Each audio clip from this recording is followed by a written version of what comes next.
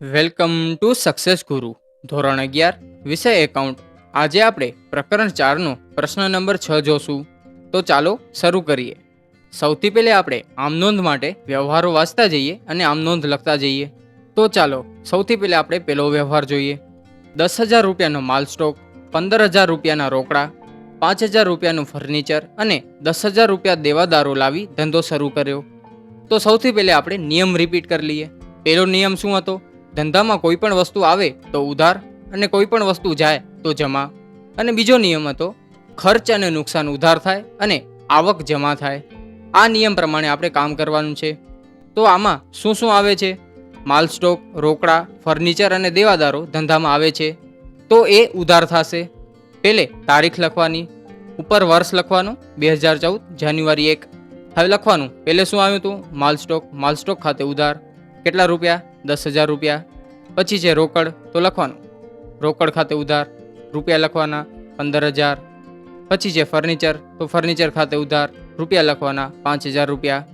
પછી છે દેવાદારો, તો દેવાદારો ખાતે ઉધાર એના રૂપિયા લખવાના 10,000 રૂપિયા. હવે જમા શું થશે? ધંધો શરૂ કોણ કરે? ધંધો શરૂ માલિક કરે. માલિક ધંધામાં કોઈ પણ વસ્તુ લાવે ને તો તેને મૂડી કહેવાય. તો મૂડી ખાતે જમા થશે. લખવાનું તે મૂડી ખાતે રૂપિયા લખવાના 40,000 રૂપિયા.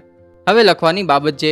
લખવાનું બાબત જે માલ સ્ટોક, રોકડા, ફર્નિચર અને દેવાદારો લાવી ધંધો શરૂ કર્યો તેના. હવે આપણે બીજો વ્યવહાર જોઈએ. અંગત મોટર કાર 80,000 રૂપિયામાં વેચી 50,000 રૂપિયા રોકડા ધંધામાં લાવ્યા. આમાં આપણે પહેલી વસ્તુ ધ્યાનમાં જ નથી લેવાની. શું કામ? તો કે અંગત છે. અંગત મોટર કાર વેચી એનાથી આપણે કાંઈ ફરક નથી પડતો. ધંધામાં શું આવ્યું? ધંધામાં 50,000 રૂપિયા રોકડા આવ્યા છે. તો રોકડ આવે છે, આવે તો ઉધાર. પહેલે તારીખ લખવાની કઈ છે? 12 તારીખ. લખવાનું 12 તારીખ. પછી લખવાનું રોકડ ખાતે ઉધાર રૂપિયા લખવાના 50,000 રૂપિયા. જમા શું થશે? જમા મૂડી ખાતું થશે. શું કામ? તો કે અંગત મોટર કાર વેચી છે અને તેના રૂપિયા આપણે ધંધામાં લાવીએ છીએ. ધંધામાં કોઈ પણ વસ્તુ માલિક લાવે તેને મૂડી કહેવાય. લખવાનું તે મૂડી ખાતે રૂપિયા લખવાના 50,000 રૂપિયા. પછી બાબત જે લખવાની. બાબત જે અંગત મોટર કાર વેચી ધંધામાં રોકડા લાવ્યા તેના. હવે આપણે ત્રીજો વ્યવહાર જોઈએ. ઘર ખર્ચ માટે 1,000 રૂપિયા રોકડા બેંકમાંથી ઉપાડ્યા. આમાં આમનોંધ કેવી રીતે થશે? સૌથી પહેલે તો રોકડા બેંકમાંથી જાય છે, જાય તો જમા થાય એટલે બેંક ખાતું જમા થશે. ઉધાર શું થશે? આમાં ઘર ખર્ચ માટે 1,000 રૂપિયા ઉપાડવામાં આવે છે એટલે કે ઉપાડ કરવામાં આવે છે. જ્યારે પણ ઉપાડ થાય ને ત્યારે ઉપાડ ખાતું ઉધાર થશે. શું કામ? તો કે ઉપાડ આપણો ખર્ચ થાય, ધંધા માટે આપણો ખર્ચ થાય એટલે ઉપાડ ખાતું ઉધાર થશે. અને જમા શું થશે? બેંક ખાતું. સૌથી પહેલે તારીખ લખવાની 13 તારીખ. પછી લખવાનું ઉપાડ ખાતે ઉધાર. પછી રૂપિયા લખવાના 1,000 રૂપિયા તે બેંક ખાતે 1,000 રૂપિયા. પછી બાબત જે લખવાની. બાબત જે ઘર ખર્ચ માટે બેંકમાંથી રોકડા ઉપાડ્યા તેના. હવે આપણે ચોથો વ્યવહાર વાંચીએ. એકાંકી પેઢીના માલિકનું આવકવેરા રિફંડ 500 રૂપિયા ધંધાના બેંક ખાતામાં ભર્યું.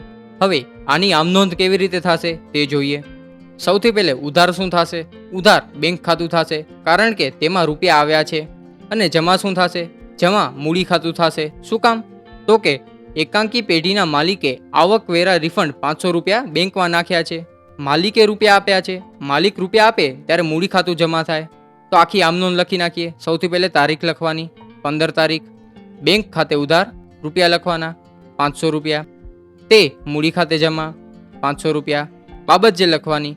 બાબત જે આવકવેરા રિફંડ બેંકમાં ભર્યું તેના. હવે આપણે પાંચમો વ્યવહાર જોઈએ. ધંધામાંથી અંગત વપરાશ માટે 1,000 રૂપિયાનો માલ તથા 400 રૂપિયા રોકડા લઈ ગયા. હવે આની આમનોંધ શું થશે તે જોઈએ. સૌથી પહેલે ધંધામાંથી અંગત વપરાશ માટે માલ અને રોકડા જાય છે એટલે કે ઉપાડ થાય છે એટલે ઉપાડ ખાતું ઉધાર થશે. લખી નાખવાનું. પહેલે તારીખ લખવાની 20 તારીખ. પછી લખવાનું ઉપાડ ખાતે ઉધાર રૂપિયા લખવાના 1,400 રૂપિયા. શું કામ? 1,000 રૂપિયાનો માલ અને 400 રોકડા. હવે જમા શું થશે? સૌથી પહેલે ખરીદ ખાતું જમા થશે કારણ કે માલ જાય છે ધંધામાંથી અને રોકડા ધંધામાં આવતા નથી માટે ખરીદ ખાતું જમા થશે. લખવાનું તે ખરીદ ખાતે રૂપિયા લખવાના 1,000 રૂપિયા. અને રોકડ ખાતું જમા થશે તે રોકડ ખાતે રૂપિયા લખવાના 400 રૂપિયા. પછી બાબત જે લખવાની.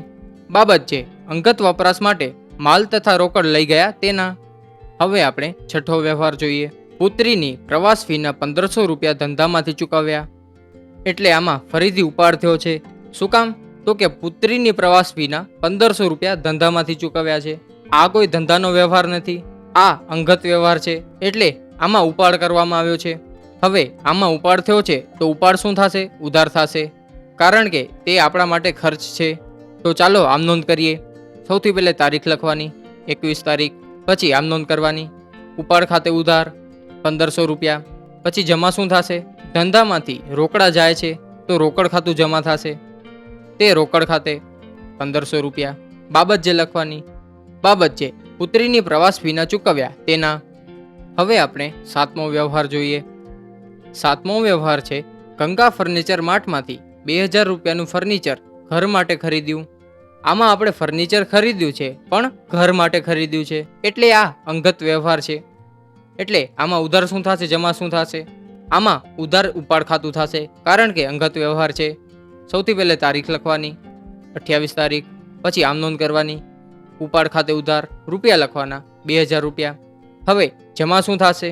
જમા ગંગા ફર્નિચર માર્ટ તે થશે. શું કામ? તો કે આ ઉધાર વ્યવહાર છે, કારણ કે આમાં રોકડા તેમ લખેલું નથી, એટલે આ રોકડ વ્યવહાર નથી, અને આમાં નામ આપેલું છે માટે. તો લખવાનું તે ગંગા ફર્નિચર માર્ટ ખાતે રૂપિયા લખવાના 2000 રૂપિયા. બાબત જે લખવાની, બાબત જે ઘર માટે ફર્નિચર ખરીદ્યું તેના. હવે આપણે 8મો વ્યવહાર જોઈએ. જિંદગીનું વીમા પ્રીમિયમ 500 રૂપિયા ચેકથી ભર્યું. જિંદગી કોની હોય? વ્યક્તિની હોય. ધંધાની જિંદગી હોય ન હોય. માટે આ કેવો વ્યવહાર છે? અંગત વ્યવહાર છે.